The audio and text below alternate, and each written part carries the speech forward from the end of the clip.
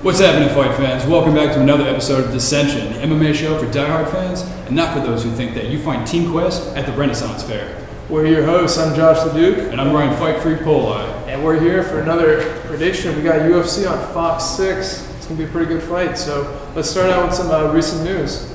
You got anything? Well, you know, it still hasn't happened with the FX on 7. I still want to see that real bad, but not really a whole lot, except the biggest thing in my mind is we're going on, who's the number one contender for the lightweight division? Yeah. They're saying Gilbert Melendez might get a title shot immediately coming in, and now they're going with former Bellator champion. I mean, he just came off one. It was, what's his name, great jiu-jitsu guy out of Japan. Patricky. No, he knocked out Patrick Ferreira, and his last fight he knocked out Shinya Aoki. Oh, Shinya Aoki, there you go. The Aoki Plata, not a Go-Go Plata. I got that one wrong. I actually called Aoki to win that. Yeah, me too, just because, I mean, Aoki in his last fight, he knocked someone out too. I mean, it was a little no-name guy. It was the dream New Year's Eve card, but and he's got a lot of those neck cranks. Yeah, I mean, I'd love to see Aoki in the UFC with Bellator. You can see a rematch there. I mean, with Eddie Alvarez. Not a lot of different news going on though. I mean, if you're Vinny Malgalés, he called out Phil Davis. And you know when the lighter weight or the lesser known guys are doing that, and it's like that's like one of the biggest news is I guess not a whole lot is going on. Yeah, but I mean, Vinny Malgalés has been around for a while. He's an ADCC champ. He beat Fabricio Verdum. He was fighting up a weight class, and we all know how good Verdum is at jiu-jitsu. I mean, the best highlight I've ever seen is that flying armbar he pulled off of Chris Weidman. Yeah. And I forget what championship they were doing in jiu-jitsu, but that was one of the most amazing flying armbars I've ever seen. Yeah, the ADCC is pretty hardcore, man. Yeah, so that's pretty much it for this week. And you know, we pretty much agree on the most of the predictions for one reason or another, but let's see exactly who we have for the preliminaries. Magnus Stenblad taking on Rafael Natal. You know what? The range definitely plays in a factor. He's 6'5" as Stenblad, and but primarily I think he's a wrestler. I mean, he almost choked out. When was it? UFC when Gustafsson fought Silva, UFC on Fuel TV 2, I believe it was. Oh yeah, Thiago Silva. Yeah, and it was he a while fought. He just fought Tom Lawler. Oh, I know. Tom Lawler was doing Francis Carmon. Yeah, that was the most boring fight. He almost tapped out Francis Carmon with a rear naked choke, and then he just gave up dominant position. He reversed it, and then it ended up being Carmon choked him out with a rear naked choke. Yeah, and then Carmon got all that hype after that, and we found out he's not living up to all that hype. Big GSP, but that's why I didn't pick him the 2 wins he had after that, and then I ended up being wrong both times. So, but yeah, Natal, he's definitely the more advanced grappler in my opinion, and he's really good striking. He's improved leaps and bounds. I got to give it to him. The reach will play, but I think he's going to defeat him. Yeah, we both agree on the card. I got Natal, and I think I'm not sure if it's going to be convincing, but I wouldn't be surprised if it's a decision. But yeah, I was going to say I'm not really confident in picking a submission decision, but I guess we both say Natal. Yeah. I don't know about you, but I don't even want to go into too much of this one with Mike Stump taking on Paso Cross. Yeah, we both got Cross on this one. Relatively unknown guys. Yeah. Basically, the fact that he fought a little bit higher competition. I think Cross he's been around for a while. I mean, he's been in the UFC. He's like 4 or 5 fights in or something. Pretty much. Yeah. He hasn't really found a whole lot of success, but just based on the level of competition, I think that'll give him the edge. Yeah, I agree. So we're going to take us to the next fight. All right, Mike Russo, Sean Jordan. This is the most interesting fight I think on this card because I mean it's kind of showing us who's going to be the next elite in the division because they're both definitely top 20 guys for sure, if not top 15. But I'm picking Sean Jordan just because he's a little bit more athletic. I mean, he LSU fullback or linebacker. I mean, he's a football player. Right. He's doing backflips and stuff. And you see Mike Russo. I mean, he's a cop in Chicago. He's not even doing this full time. Yeah, and he's a little fat. Physical conditioning. Yeah. I mean, he looks a lot like the guy Bellator heavyweight champion. He does. Yeah.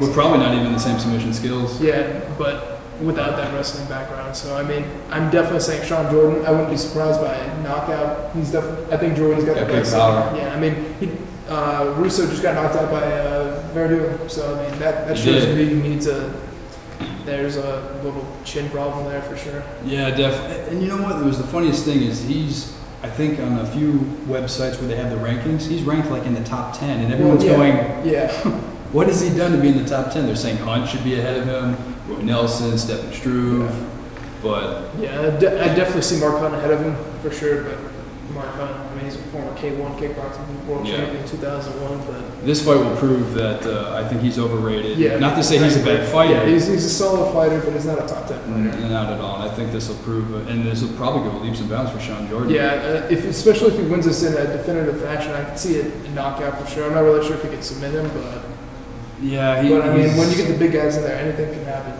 That's true. So much weight, one punch, it's all it takes, straight on the chin. And I guess it all depends on how they come in with the conditioning. Yeah, but I'm definitely giving the conditioning to Sean Jordan. Absolutely. Yeah. So both of us on Sean Jordan. I don't even know why David Mitchell is getting the fight against Simeon Thorson. I'm not a fan of David Mitchell. He is only a jiu-jitsu guy, and they put him against Paulo Thiago, and it was like, well, now you have one thing as your bread and butter, and you can't even use it. Yeah. So, I mean, he just got picked apart both on the feet and on the ground, and I don't even see this going to the ground. Simeon Thorson is very well-rounded, jiu-jitsu and in the striking. I just don't even see David Mitchell. I don't want to say he has a snowball's chance in hell, but that's what I'm saying. I mean, the thing is, Thorson's a smarter fighter. He's not going to go to the ground with him, and he's going to pick him apart either on the way to a decision, TKO, or knockout. Pretty straightforward for the both of us. Again, one we agree on.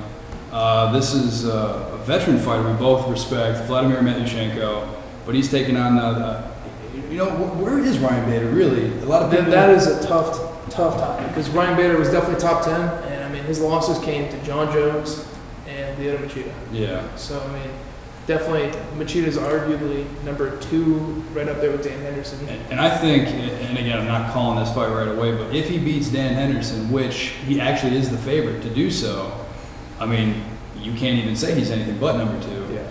But I mean, if you lose to the Dragon and get knocked out, I mean, we've seen guys like Rashad Evans. He doesn't really necessarily mean your career's over. Yeah, I mean, especially Rashad Evans, he's really underrated right now. After his fight with Jones, I mean, he was the first guy to go 5 rounds with him. That's true. So, I mean, it's really surprising how low he's gotten dropped down. I would say he's definitely number 3, right behind Dan Henderson. I actually have Dan Henderson winning the fight against Machida just because Machida's going to try to stay at the distance. Big H-bomb. Yeah, exactly. Plus, he's definitely got that ground game advantage. He's really well-rounded in the submissions, and he's an Olympic ultra in Greco-Roman wrestling. So, very well said. Really good points. But for this fight, as much respect as we have for Matyushenko, I don't really see it happening. Unfortunately, yeah, I love Matyushenko, but Ryan Bader, I think he's probably going to knock him out. I don't see this going to the ground. Both these guys are great wrestlers. Matyushenko was like a national champion in Russia in wrestling. I mean, he had a shot against Tito Ortiz for the belt, so he's been around the sport for a long time. A lot of people forget that. Yeah. So, I mean, sorry. Fortunately, the old Lion's probably going to get beat by the new guy. Yeah. So it looks like Bader's got Ryan Bader. But, man, one of the most interesting fights. Clay Guida, his first, I guess his debut, official debut at featherweight. Yeah. He's taking on Hatsu Hayuki. And he's fought jiu-jitsu guys before. The thing is, when you have a good wrestler, I just wrote an article and I was making a point. Good wrestlers and good jiu-jitsu guys, the good wrestler is always going to win because he has that control and the jiu-jitsu guy is not going to be able to move. Yeah. The thing is, with Guida, he's a great wrestler and he's got some really good jiu-jitsu. He's got great ankle locks. So probably a little bit more of a, he's a little bit more an advantage for him on that one. Definitely. When it hits the ground, it's tough to call because Hayuki's great on the ground, but Guida's going to be on top the entire time. He's going to be taking, he's got the greatest cardio in the, now featherweight division. I mean, he's a cardio machine. I mean, you say cardio Kane up in heavyweight, right here. He won't stop moving. He is definitely one of those guys that just goes like the Energizing Bunny. Yeah, he's got underrated striking, so I think wherever this fight takes place, Guida's got the edge.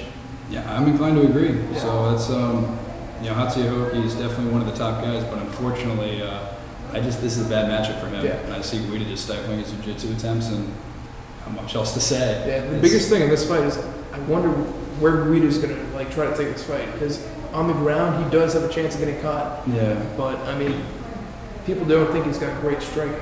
He's really wild and crazy. It's a lot with the air when you get that head movement going on. The only thing I don't want to see him do is that running around stuff he did in the last 3 rounds against Gray Maynard. Yeah, I mean he was winning that fight too, but I mean, good first 2 rounds, and then I don't. We'll see what happens, but as long as nothing like that happens, I see him coming forward the entire fight and winning either by decision or TKO. I'm inclined to agree. Definitely one of those. It'd be awesome if he submitted it. That'd be crazy, but I'm not going to pull that off. Yeah. This is, I don't know, one of my hard fights to really call. But we have Matt Wyman taking on TJ Grant. Both of them fight. kind of surprised us in their last fights. Yeah, especially Matt Wyman. I was really surprised. I forget the guy he fought, but he was when Paul Sass? Yeah, Paul Sass. Great jiu-jitsu guy. That was it was in Nottingham when you had Amir Sadal and Dan Hardy fighting. It was really great. I mean, you got him with a really nice arm bar. I mean, as soon as he hit the ground, everyone's like, oh, Paul Sass has got this. Yeah. But Wyman surprised a lot of people. He's a veteran. I mean, he's been around for a while. Not only did he submit him, but it was how many submission attempts of Sass did he get out of? Yeah, he's got great submission. Like one heel hook, I think he went for an armbar, a triangle. Yeah. He was just all over him, and he was able to get out of every single one and then counter with his own armbar. Yeah. It took him a while to get it. I didn't think he would, but the guy's got heart. Yeah, exactly. And then you got TJ Grant, who's always pretty impressive. I mean, these guys are on the top of the prelim card for a reason. It's going to be an interesting fight, and I really don't know who to pick in this fight.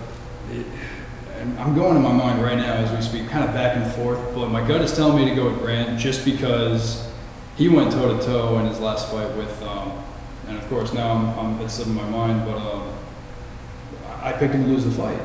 He was good in wrestling. He's very well-rounded, good jiu-jitsu. He submitted Shane Roller. Yeah, Shane Roller's pretty good jiu-jitsu. He's got good wrestling, and he's a heck of a striker. Yeah. I mean, he's really improving in his striking. He's not afraid to go toe-to-toe. And just be like, hey, let's stand and bang, screw technique. Yeah. So, I mean, I find him to be pretty well-rounded. I'm not going to say he's within the top 10, but, I mean, look out for TJ Grant. Yeah. But he's going to be big, I think. I'm leaning towards Grant, and I guess, for nothing else that I know, Wyman probably will not stand with him.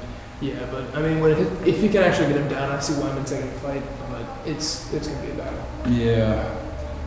It's either going to be a one-side beating by Grant, or it's going to be a really close fight. I guess I'm just going to go with statistics and odds, and I got to go with Grant. Yeah, I'm going for a push. I'm still trying to remember who the heck the fight I was thinking about, but it's not coming to me. Yeah, I want Wyman to win. I'm a Wyman fan, and it's going to be a close fight, but I can't pick one of these guys. It's going to be too close to call for me. Good stuff. Well, hey, we can abstain. It's no big deal. All right, here comes the main card. Hey, we actually disagree on this one. Yep. We go ahead and pick your boy because right. Yeah, we got Eric Rowe, Ricardo Lamas, and I got Ricardo. Who's going to win this fight? I think.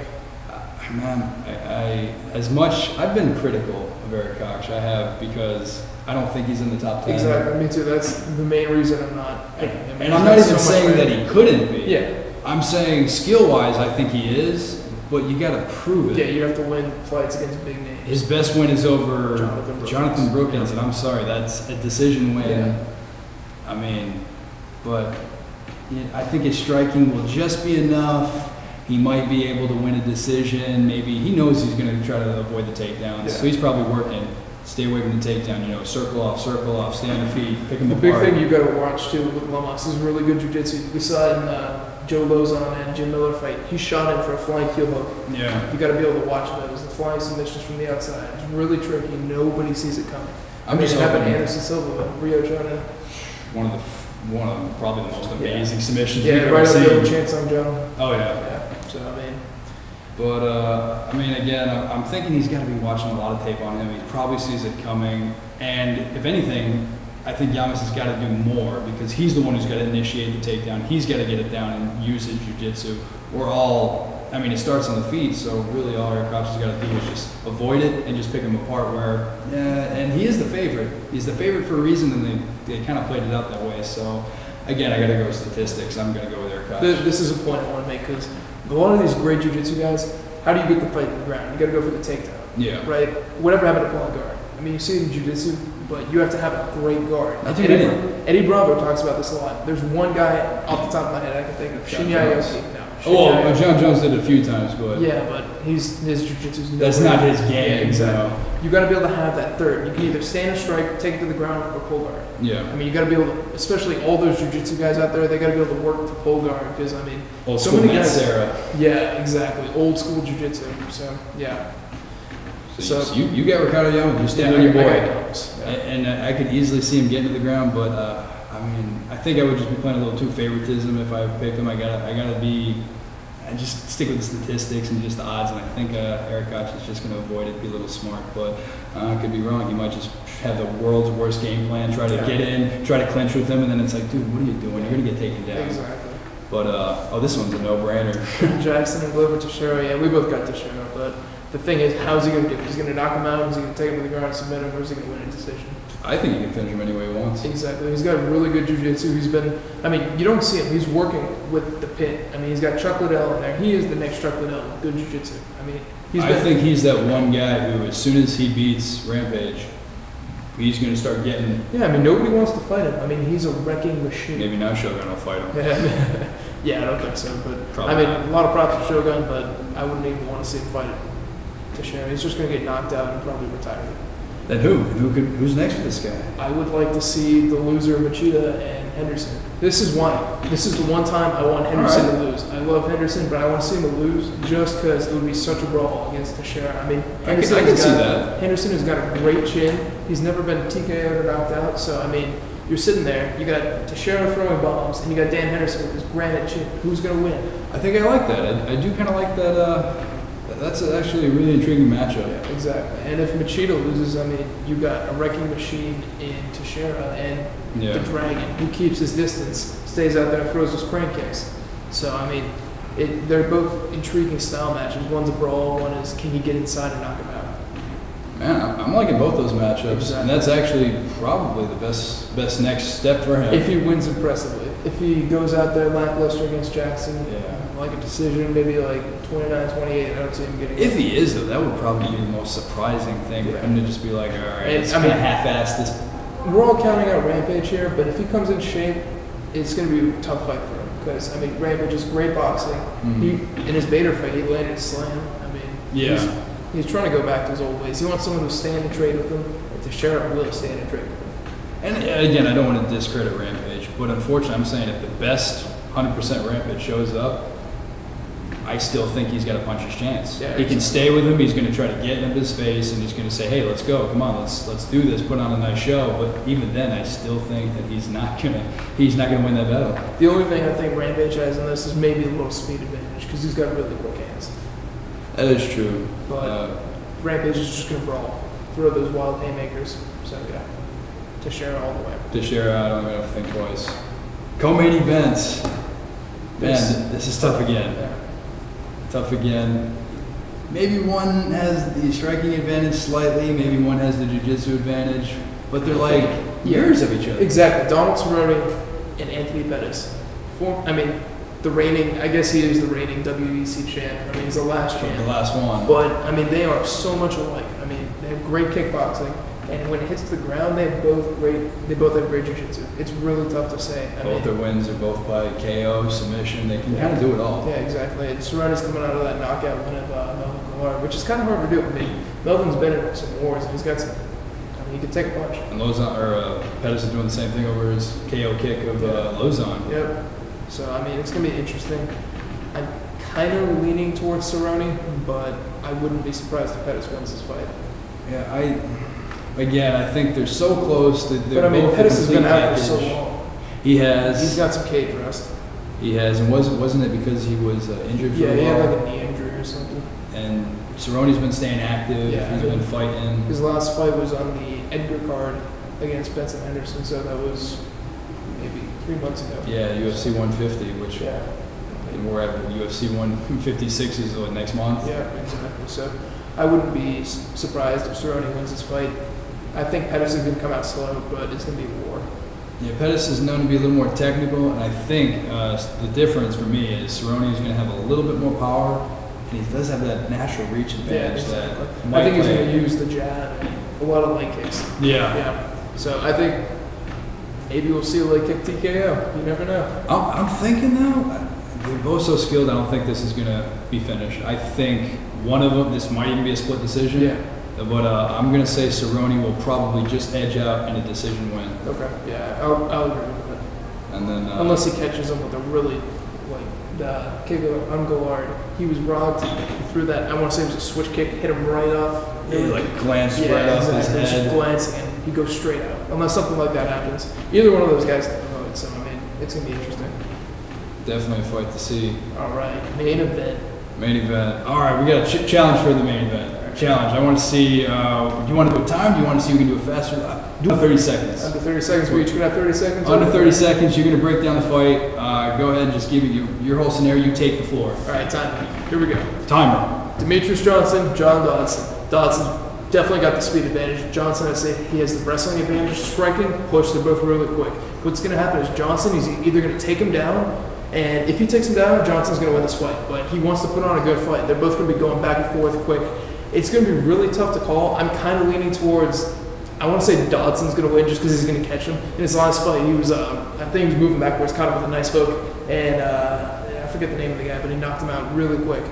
I'd say Dodson's got the power. Johnson's got the wrestling. They're really quick. Johnson's probably got a little bit more speed, but Johnson's faced tougher competition. So the game plan would be for Johnson to go in there, take him down, grind him out for 5 rounds. I don't see that happening. I see Dodson taking it by probably decision or TKO. All right. Let's see if I can do it under 30 seconds. I actually have the advantage. I should be like, I agree. All right, and go. You know what? They're both probably arguably the 2 fastest fighters in the UFC. They're saying who is faster. I got to give it to Demetrius Johnson. He is the champion. He is the favorite. I give him a slight edge in being more well-rounded, just based on from what I've actually seen. I didn't like how he came out a little slow against J.L. Silva. He got a lucky punch, and Silva, I think he was very way overrated. Way overrated by far. He got a punch, he put him away. He wasn't even knocked out, he just kind of covered up, and that was the end of it. He's fought good enough competition, but I still think that he's only in the league because of the competition he's faced, who's kind of outdated. So I got to say, I don't think either one is going to be finished, but Demetrius Johnson is well known for going the full 5 rounds, and I think him having the title gives him a little bit of a mental edge. I don't think John Johnson is quite ready for this. I got to go with the champ to defend his title. And then this weekend, when you guys see this will be the last weekend, but Strikeforce, Marquardt, and what's his face? Safadine or... Yeah, Safadine. That's going to be a good card. Whatever. It's the most stacked Strikeforce card I've seen in a while. As I like to call it, it's the fight where elite fighters are facing people I had to Google. Yeah, totally agree with that. But I don't see the belts going anywhere. Well, there's only one belt up right now. What I'm interested in is... The heavyweight belts as well? No, it was just a tournament. You got it for, it's like in Pride when they had the Grand Prix.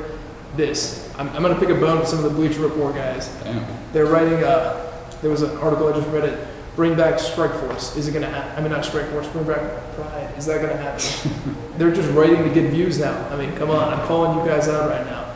You can't write a lame-ass article and get like 10,000 views on it just to write. I mean, they're saying, oh, we need more competition for the UFC. You have Bellator. UFC is never going to bring back Pride. As much as I'd like to see it, the new Pride is Dream. I mean, they just got bought out by Glory. I mean, they're doing New Year's Eve shows. It's the same thing with a different name. 4 or 5, exactly. They're having 4 or 5 cards a year now. So, I mean, they're coming back together. So, stop writing BS articles. Man. Bleacher Report. I was going to say, man, we're getting some balls over here. Bring it. Back to Jonathan Snowden. Exactly. Snowden. Take him down. We're still writing a book. It's in the mix. We're gonna do it. I swear to God, we are. Yeah. All right. So. No more news. Yeah, that's it. All right, guys. We'll see you next time. Ryan, Freek, Poli Josh Leduc. See you guys later.